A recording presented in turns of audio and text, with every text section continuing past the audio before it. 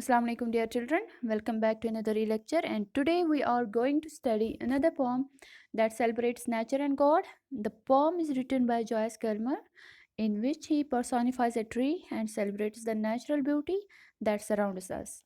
Dear children, let's first read the poem loudly and then I will explain it to you. Only God can make a tree. I think that I shall never see a poem lovely as a tree. A tree whose hungry mouth is pressed against the earth's sweet flowing breast. A tree that looks at God all day and lifts her leafy arms to pray. A tree that may in summer wear a nest of robins in her hair, upon whose bosom snow has lain, who intimately lives with rain. Poems are made by fools like me, but only God can make a tree. Dear children, let's try to understand the poem. Only God can make a tree. प्यारे बच्चों, शायर कहता है कि एक दरख्त की तख्लीक सिर्फ अल्लाह कर सकता है.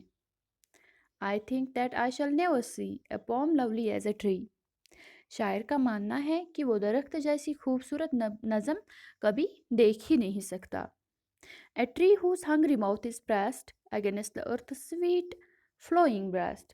शायर कहता है कि एक दरख्त एक भूखे इंसान की तरह अपना मुंह ज़मीन की मीठी और बहती छाती के साथ चिमटा कर रखता है. प्यारे बच्चों, हंग्री माउथ से मुराद है दरख्तों की जड़ें. यानी दरख्त अपनी जड़ें ज़मीन के साथ चिमटा कर रखता है, क्योंकि ज़मीन दरख्तों को अपनी छाती से ग़िज़ा और पानी इन्हीं जड़ों के ज़रिए फराहम करती है. A tree that looks at God all day and lifts her leafy arms to pray. Leafy arms का मतलब पत्तों से भरी टहनियाँ. शायर कहता है कि दरख्त खुदा के सामने हर पल खड़ा रहता है और उसके पत्ते हाथों की तरह दुआ मांगते रहते हैं. A tree that may in summer wear a nest of robins in her hair.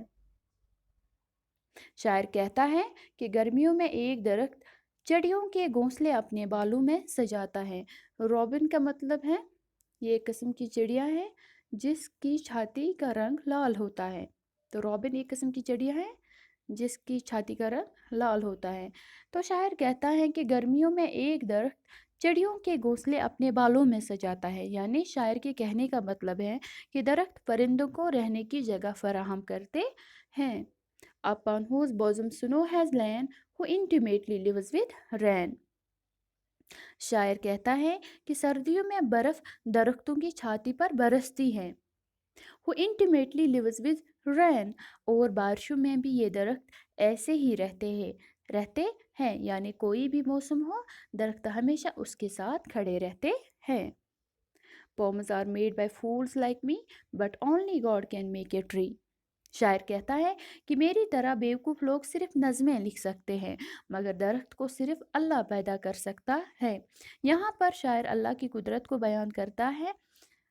शायर कहता है कि इंसान कोई भी नज़म लिख सकता है, फ़नकारी कर सकता है, कोई भी चीज़ बना सकता है, लेकिन वो अल्लाह की बनाई गई किसी भी चीज़ जितनी खूबसूरत और दिलकश नहीं हो सकती.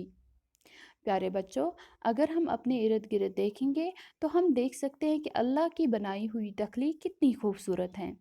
इंसान चाहे कितनी ही तरक्की क्यों ना करे, लेकिन खुदा की कुदरत के सामने इंसान की तख्लीक मामूली है. और जब हम उस बात को बावर करते हैं तो हम अल्लाह की ज़ात पर शुक्र अदा करते हैं जिसने हमें इतनी नेमतों से नवाजा है. Thank you.